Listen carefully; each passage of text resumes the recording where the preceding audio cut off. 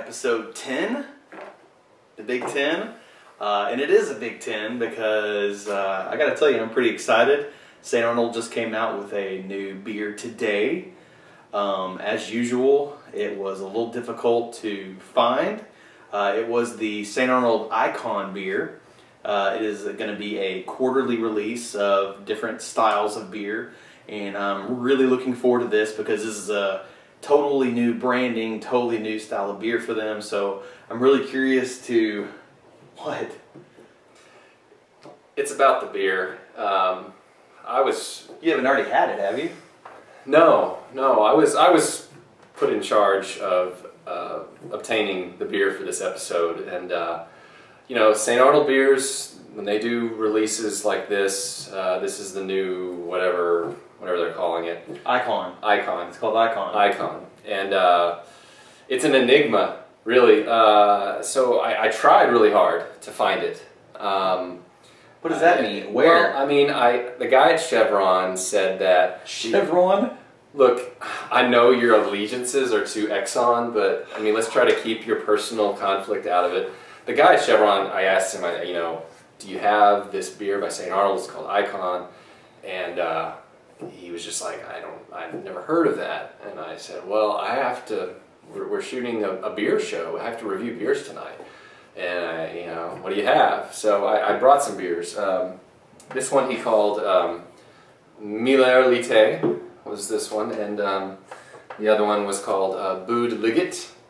And so that's unfortunately, and I feel terrible that I couldn't get the St. Arnold beer, as I'm sure many people out there as of today have not been able to obtain it. You're an idiot. So, you really expect us to review these tonight? I'm sorry. I really... You know what? I know you're sorry and worthless, which is why I picked up the beer today. What? Because I knew you wouldn't be able to pull through. Seriously?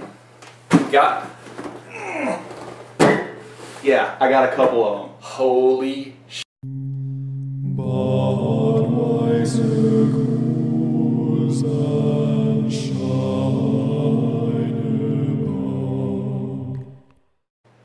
So, and we're back. We might as well get started on this because people want to know what this stuff is like. Yeah. So apparently, just so you know, this was not supposed to be that hard of a beer to find, and it was. Obviously. Today it was. Today was kind of the release day. Apparently, St. Arnold flubbed on some paperwork. Naughty. And H-E-B stores and Kroger stores, which are two huge suppliers of theirs, were unable to get their hands on it today. But they're going to get it next week. So look at this as a preview of what you can pick up next week. And isn't that what this show is all about? Yeah. If we can tell you ahead of time, before you're standing at the aisle trying to decide whether or not am I going to get it or not. And then you can like save yourself like 10, 15 minutes of time. So, which you've already wasted by watching this episode. Oh, it hasn't been that long yet. Well, they will waste that much time. How about this t-shirt?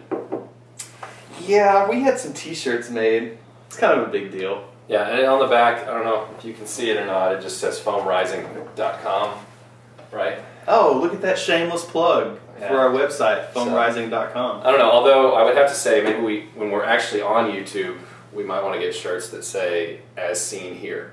So let's, okay, sorry, pour first. Yeah, don't ever smell out of the bottle. Yeah, you've already told me not to do that before. I think it's just like your opinion, man. It's not a race. All in good time. Alright, so maybe it was my pour style, but that wasn't too much of a... Oh, I'm already getting a very Belgian aroma. Yeah.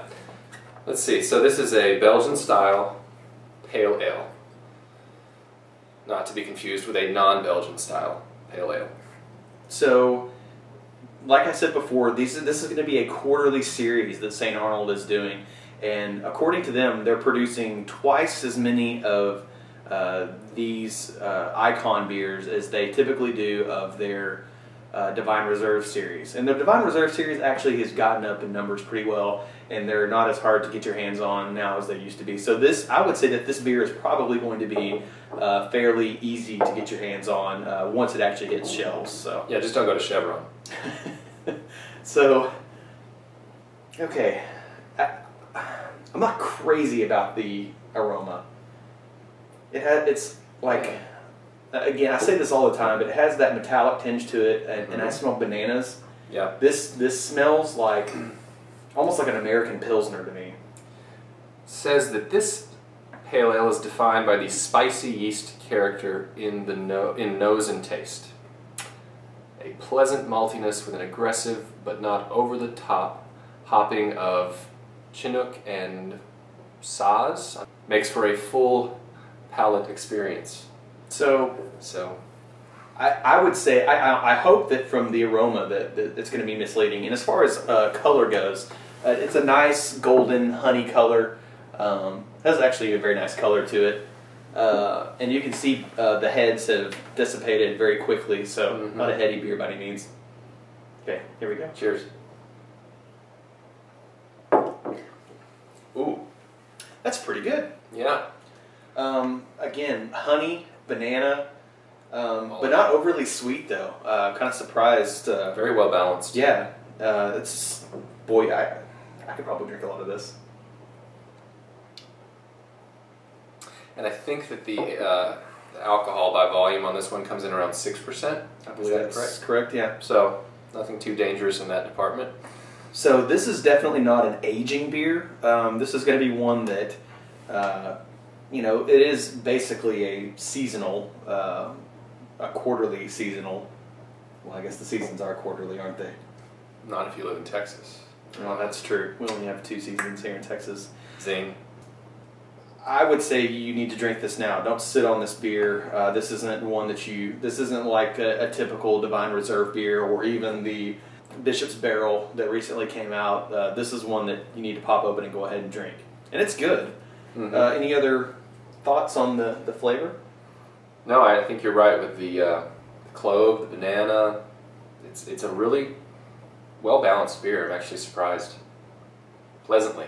I would like to have this on tap. It's not bad out of the bottle either.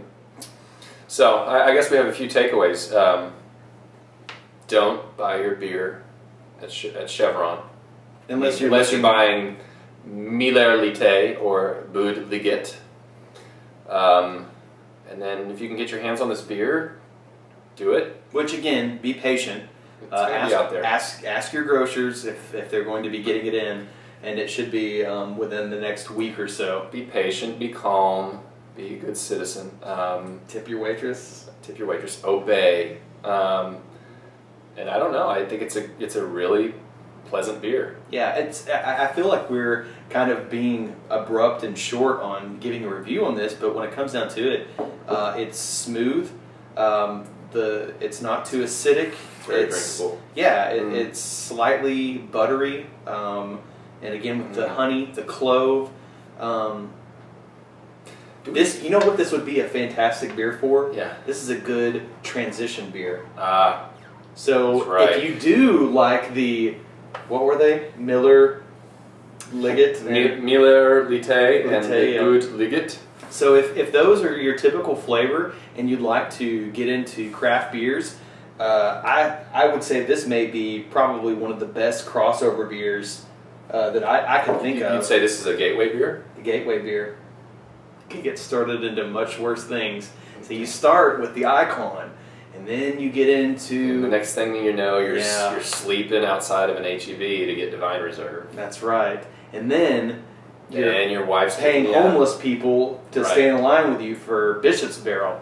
Yep. You never know where things will lead. It's a slippery slope, but enjoy. Yeah, it's delicious. So I guess this will cut things to an end here, because I want to go ahead and finish this off, because this is quite delicious. It's iconic. I think Madonna would drink this, don't you? Vogue. Until next time, I'm Michael. And I'm Michael. And keep drinking.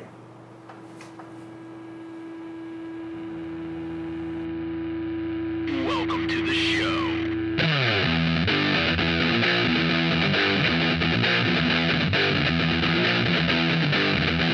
Sometimes good, sometimes bad, sometimes good, sometimes bad, some good, some bad.